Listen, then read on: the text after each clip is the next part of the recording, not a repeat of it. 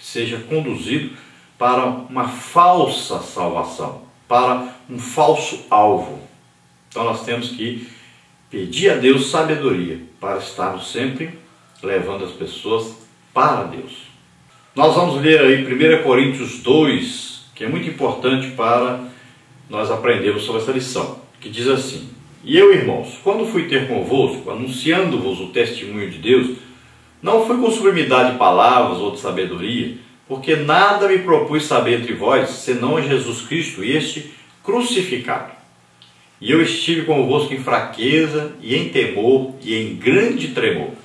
E a minha palavra e a minha pregação não consistiam em palavras persuasivas de sabedoria humana, mas em demonstração de espírito e de poder, para que a vossa fé não se apoiasse em sabedoria dos homens, mas no poder de Deus. Todavia falamos sabedoria entre os perfeitos, não porém a sabedoria deste mundo, nem dos príncipes deste mundo, que se aniquilam, mas falamos a sabedoria de Deus, oculta em mistério, a qual Deus ordenou antes dos séculos para a nossa glória, a qual nenhum dos príncipes deste mundo conheceu, porque se a conhecessem, nunca crucificariam ao Senhor da glória.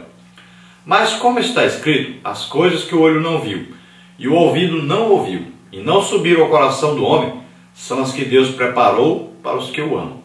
Mas Deus não-las revelou pelo seu Espírito, porque o Espírito penetra todas as coisas, ainda as profundezas de Deus. Porque qual dos homens sabe as coisas do homem, senão o Espírito do homem que nele está? Assim também ninguém sabe as coisas de Deus, senão o Espírito de Deus. Mas nós não recebemos o Espírito do mundo, mas o Espírito que provém de Deus, para que pudéssemos conhecer o que nos é dado gratuitamente por Deus, as quais também falamos não com palavras que a sabedoria humana ensina, mas com as que o Espírito Santo ensina, comparando as coisas espirituais com as espirituais.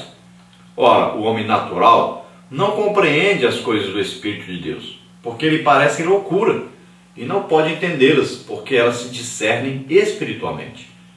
Mas o que é espiritual discerne bem tudo, e ele de ninguém é discernido.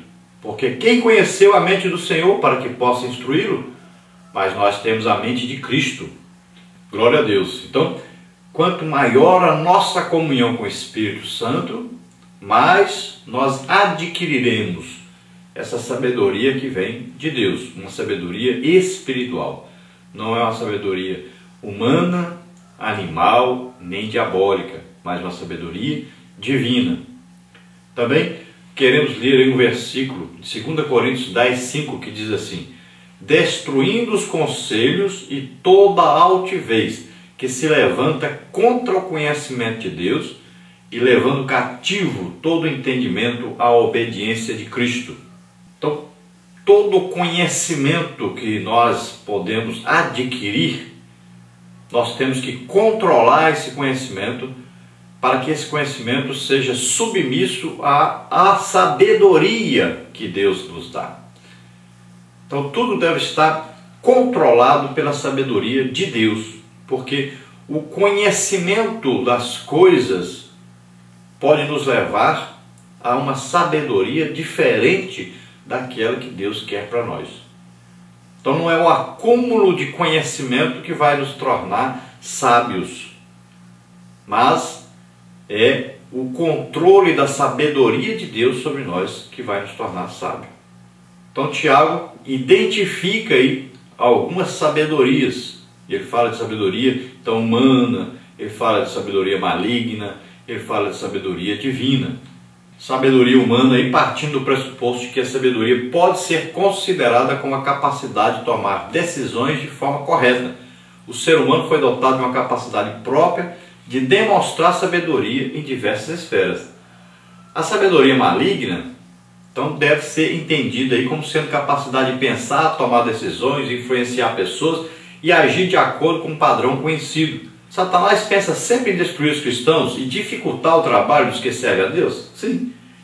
Satanás sempre toma decisões com base nos seus intentos? Sim. Ele pode influenciar pessoas no mundo todo e agir de uma forma já conhecida? Sim. Então, portanto, Tiago então não erra quando comenta que a sabedoria que se contrapõe à sabedoria divina é uma sabedoria diabólica. E a sabedoria divina? Então essa sabedoria divina é a busca da sabedoria por meio da oração. Devemos rogar ao Senhor a sabedoria de que precisamos, e Ele certamente a dará como um presente divino. Deus dá generosamente a sabedoria necessária para que possamos viver neste mundo de forma que o agrademos e sejamos também referenciais para as pessoas que nos cercam. Então, 3 coisas importantes aí dentro da sabedoria. Primeiro, existe a necessidade. Nós precisamos saber que nós temos necessidade, reconhecer que nós temos necessidade de sabedoria. Então, a oração, se algum de vós necessita de sabedoria, é a primeira parte de uma declaração factual numa frase condicional. Depois nós temos que fazer um pedido. Depois que descobrirmos que nós temos necessidade de sabedoria, nós vamos pedir essa sabedoria. Então o crente deve pedir sabedoria a Deus. Tiago deixa implícito que Deus é a fonte de sabedoria. Ela lhe pertence. E depois nós temos que reconhecer que essa sabedoria é uma dádiva de Deus. Deus não faz acepção de pessoas. Ele dá a todos, não importa quem seja, pois Deus deseja dar. Faz parte da personalidade de Deus, esse doar. Se a sabedoria é o uso correto do conhecimento, então a sabedoria perfeita pressupõe conhecimento perfeito. Nesta lição nós teremos as seguintes partes. Primeira parte, a necessidade de pedirmos sabedoria a Deus. Então nós vamos ver aí no tópico 1, a sabedoria que vem de Deus. No tópico 2, Deus é o doador da sabedoria. No tópico 3, peça a Deus sabedoria. Depois, na parte 2, nós teremos aí a demonstração prática da sabedoria humilde. Tópico 1, a sabedoria colocada em prática. Tópico 2, a humildade como prática cristã. E tópico 3, obras em mansidão de sabedoria. Depois, na parte 3, nós veremos aí o valor da verdadeira sabedoria e a arrogância do saber contencioso. Tópico 1, administrando a sabedoria. Tópico 2, sabedoria verdadeira e a arrogância do saber. E tópico número 3, atitudes a serem evitadas. Vamos então aí à nossa introdução. Nesta lição estudaremos os ensinamentos da Palavra de Deus acerca da importância da sabedoria divina para o nosso viver diário.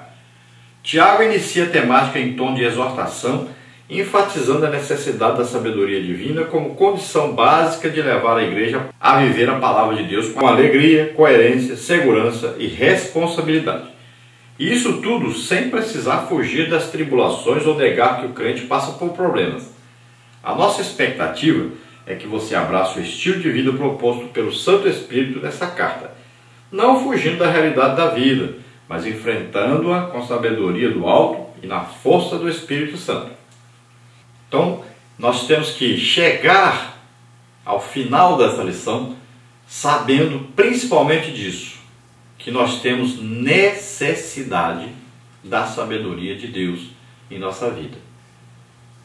Esse reconhecer essa necessidade é importantíssimo.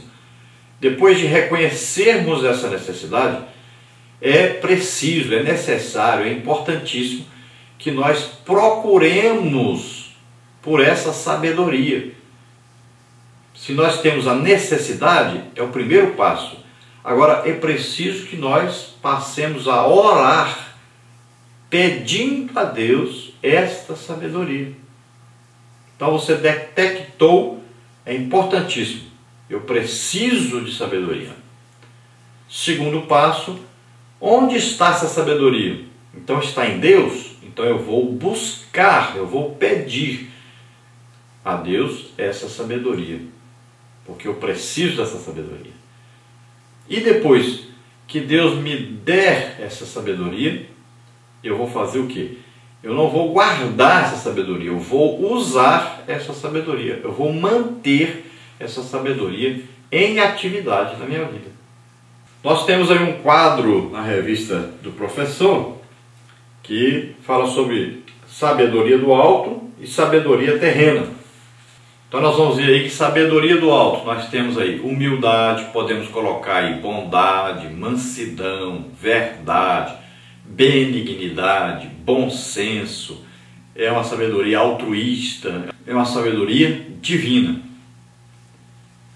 E dentro da sabedoria terrena, nós temos aí arrogância, amarga inveja, sentimento faccioso, mentira, soberba, imaturidade, egoísta, e é uma sabedoria diabólica. Então são algumas coisas que nós colocamos aí para diferenciar os dois tipos de sabedoria. Existem mais coisas para serem colocadas nesse quadro aí, e você pode continuar colocando aí do lado esquerdo e do lado direito da tabela outras coisas. Então a palavra-chave da nossa lição aí é sabedoria humilde. Então nessa lição, um tipo de sabedoria que só pode vir de Deus, não existe outra fonte. Então veja só que é uma sabedoria que vem de Deus para nós. É um milagre de Deus.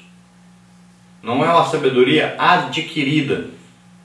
Você pode estudar muito, né, em colégios excelentes, terem professores excelentes. Você pode ler a Bíblia o dia inteiro, todo dia. Você pode estar aí fazendo a obra de Deus, ganhando almas e tudo, e mesmo assim não ter essa sabedoria que vem de Deus. Então é preciso distinguir bem direitinho. Essa sabedoria que vem de Deus é uma coisa milagrosa, não é uma coisa que você vai adquirir com o seu dia a dia, com o seu estudo, com o seu esforço próprio. Então vem para nós imediatamente e você passa a agir segundo essa sabedoria. Podemos dar um exemplo lá no Antigo Testamento. Deus deu sabedoria àqueles homens.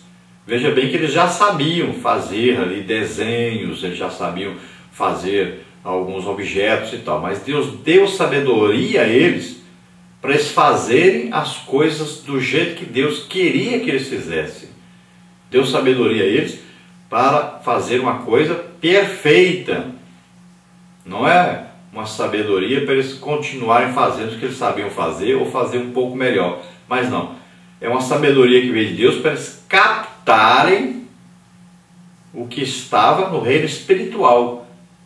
Então eles tiveram aí uma sabedoria de Deus para fazer algo que nenhum ser humano, por mais sábio que fosse, pudesse fazer. Então veja só, que é uma sabedoria que vem de Deus, uma sabedoria especial, é uma sabedoria superior. Assim como Salomão recebeu uma sabedoria vinda de Deus, que o capacitou a ter uma sabedoria diferente dos outros reis. Ele ficou famoso no mundo inteiro, as pessoas iam lá só para ouvi-lo.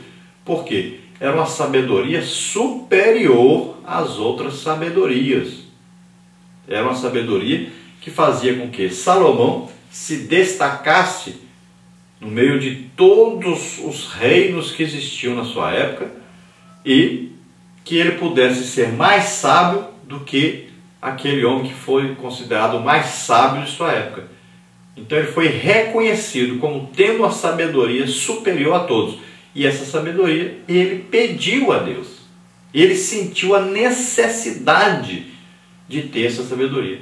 Então ele orou a Deus pedindo: eu preciso de sabedoria para mim poder governar o povo de Israel, para mim poder entrar, sair.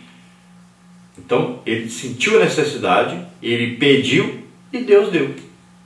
Veja que é uma sabedoria que precisa ser pedida e precisa ser sentida a necessidade dela, senão Deus não vai dar.